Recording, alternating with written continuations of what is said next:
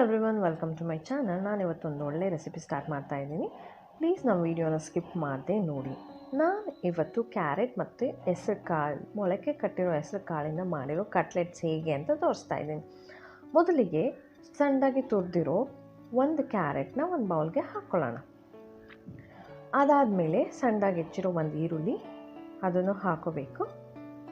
ಅದಾದ ನಂತರ ಒಂದು ಮೆಣಸಿನ್ಕಾಯಿ, ಹಸಿ ಮೆಣಸಿನ್ಕಾಯಿ ಸಣ್ಣದಾಗಿ ಹೆಚ್ಕೊಂಡಿರೋದು, ಕರಿಬೇವಿನ ಸೊಪ್ಪು ಒಂದು 15ರಿಂದ 20 ಎಲೆನ ಸಣ್ಣದಾಗಿ ಹೆಚ್ಚಿಟ್ಕೊಂಡಿರೋದು, ಕೊತ್ತಂಬರಿ ಸೊಪ್ಪು ಅದನ್ನು ಸಣ್ಣದಾಗಿ ಕಟ್ ಮಾಡಿಟ್ಕೊಂಡು ಹಾಕೋತಾ ಇದ್ದೀನಿ. ಅದಾದಮೇಲೆ ಮೊಳಕೆ ಕಟ್ಟಿರೋ ಹೆಸರು ಕಾಳನ್ನ ಮೊದಲೇ ತರಿಯಾಗಿ ರುಬ್ಬಿಟ್ಕೊಂಡು ಅದನ್ನು ಹಾಕೋತಾ ಇದ್ದೀನಿ. ರುಚಿಗೆ ತಕ್ಕಷ್ಟು ಉಪ್ಪು,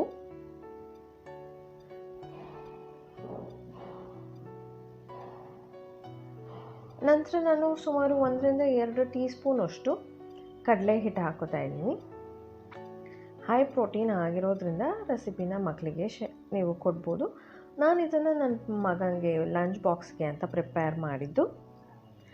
ಮತ್ತು 1ರಿಂದ 2 ಟೀ ಸ್ಪೂನಷ್ಟು ನಾನು ಅಕ್ಕಿ ಹಿಟ್ಟು ಹಾಕ್ಕೋತಾ ಇದ್ದೀನಿ ಕ್ರಿಸ್ಪಿನೆಸ್ಗೋಸ್ಕರ. ಇದನ್ನು ನೀವು ಇನ್ನೇನು ಮಾಡ್ತೀವಿ ಅನ್ನೋ ಟೈಮಲ್ಲಿ ಕಡಲೆ ಹಿಟ್ಟು ಮತ್ತು ಅಕ್ಕಿ ಹಿಟ್ಟು ಮಿಕ್ಸ್ ಮಾಡ್ಕೊಳ್ಳಿ. ಸುಮಾರು ಒಂದು ಕಾಲು ಟೀ ಸ್ಪೂನಷ್ಟು ಆಮ್ಚೂರ್ ಪೌಡರ್, ಕಾಲು ಟೀ ಸ್ಪೂನಷ್ಟು ಗರಂ ಮಸಾಲ. ಮುಂಚೆನೇ ಅಕ್ಕಿ ಹಿಟ್ಟು ಮತ್ತು ಕಡಲೆ ಹಿಟ್ಟು ಹಾಕ್ಕೊಂಡ್ರೆ ನೆಂದೋಗ್ಬಿಡುತ್ತೆ, ಕ್ರಿಸ್ಪಿನೆಸ್ ಕಡಿಮೆ ಆಗುತ್ತೆ. ಸೊ ಇನ್ನೇನು ಮಾಡಬೇಕು ಅಂದಾಗ ಹಾಕ್ಕೊಳ್ಳಿ. ಅದಾದ ನಂತರ ನೀರು ಏನು ನಾನು ಮಿಕ್ಸ್ ಮಾಡ್ಕೊಳ್ಳುವಾಗ ಹಾಕೋತಾ ಇಲ್ಲ. ಹೆಸರು ಕಾಳಲ್ಲಿರೋ ಮಾಯಿಶ್ಚರೇ ಸಾಕಾಗತ್ತೆ. ಸೊ ಎಲ್ಲ ನೀಟಾಗಿ ಮಿಕ್ಸ್ ಮಾಡ್ಕೊಂಡಾದಮೇಲೆ ಇದನ್ನು ನೆನೆ ಹಿಡಿದೂ ನೆಸೆಸಿಟಿ ಇಲ್ಲ, ಓವರ್ ಮಿಕ್ಸ್ ಮಾಡೋ ನೆಸೆಸಿಟಿನೂ ಇಲ್ಲ. ಚೆನ್ನಾಗಿ ನೆನ್ಕೊಂಡ್ರೆ ಮತ್ತೆ ನೀರು ಬಿಟ್ಕೊಂಡು ಬಿಡುತ್ತೆ ಈರುಳ್ಳಿ ಉಪ್ಪು ಹಾಕಿರೋದ್ರಿಂದ.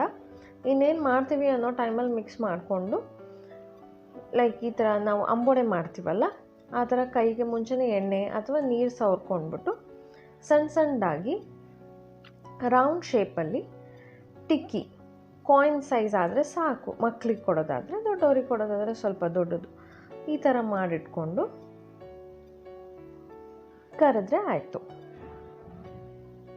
ಕರಿಬೇಕು ಅನ್ಸಿದ್ರೆ ಕರಿಬೋದು, ಇಲ್ಲ ಶಾಲೋ ಫ್ರೈ ಮಾಡ್ಬೋದು. ನಾನು ಶಾಲೋ ಫ್ರೈ ಮಾಡಿದ್ದೀನಿ. ತುಂಬ ಆಯಿಲ್ ಯೂಸ್ ಮಾಡೋದು ಬೇಡ ಅಂತ ಹೇಳ್ಬಿಟ್ಟು ನಾನು ಇದನ್ನು ಈ ಥರ ಇನ್ನೊಂದು ಪ್ಲೇಟಿಗೆ ಇಟ್ಕೋತಾ ಇದ್ದೀನಿ.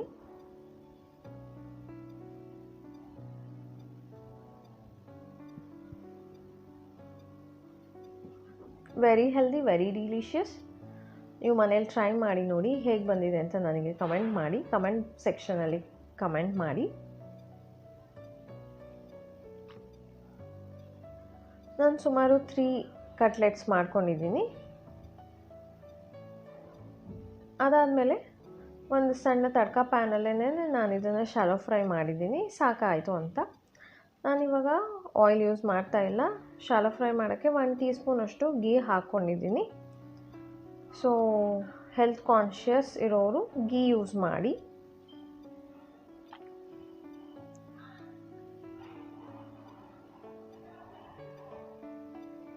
ಅದಾದಮೇಲೆ ಮಾಡಿಟ್ಕೊಂಡಿರೋ ಕಟ್ಲೆಟ್ಸ್ನ ಹಾಕ್ಕೋಬೋದು. ಹಾಕಿದ ನಂತರ ಸ್ವಲ್ಪ ಕಾದಿರೋ ತುಪ್ಪ ಇರುತ್ತಲ್ಲ ಮೇಲೆ, ಅದು ಚೆನ್ನಾಗಿ ಫ್ರೈ ಆಗೋಕ್ಕೆ ಹಾಕಿ, ಸೈಡ್ಸಲ್ಲೆಲ್ಲ ಹಾಕಿ ಅದನ್ನು ಸ್ವಲ್ಪ ಹೊತ್ತು ಹಾಗೆ ಬಿಡಿ. Nearly 5 to 10 minutes very low ಫ್ಲೇಮಲ್ಲಿ ಅದು ನೀಟಾಗಿ ಬೇಯಬೇಕು, ಚೆನ್ನಾಗಿ ಆಗಬೇಕು. ಆವಾಗ ಕ್ರಿಸ್ಪಿನೆಸ್ ಚೆನ್ನಾಗಿ ಬರುತ್ತೆ. ಚೆನ್ನಾಗಿ ಬೆಂದಿದೆ ಅಂತ ಅನಿಸಿದಾದ್ಮೇಲೆ ಇನ್ನೊಂದು ಬದಿಗೆ ತಿರುಗಿಸಿ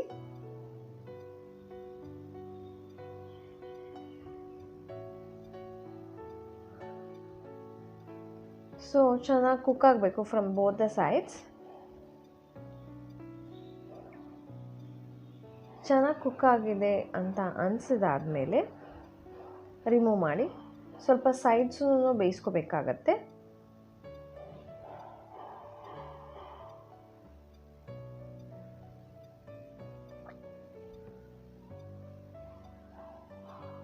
ಇವಾಗ ನಾವು ಮಾಡಿರೋ ಕ್ಯಾರೆಟ್ ಮತ್ತು ಹೆಸರು ಕಾಳು, ಮೊಳಕೆ ಕಟ್ಟಿರೋ ಹೆಸರು ಕಾಳು ಕಟ್ಲೆಟ್ಸ್ ರೆಡಿ ಆಗಿದೆ.